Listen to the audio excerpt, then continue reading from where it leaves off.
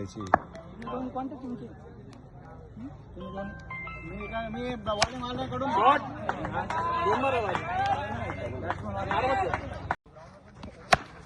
परत एकदा दुमवला आहे 6 रन.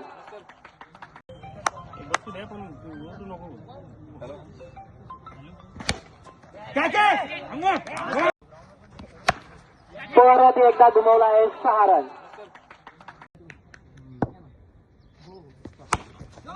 पुन्हा एकदा सिक्स.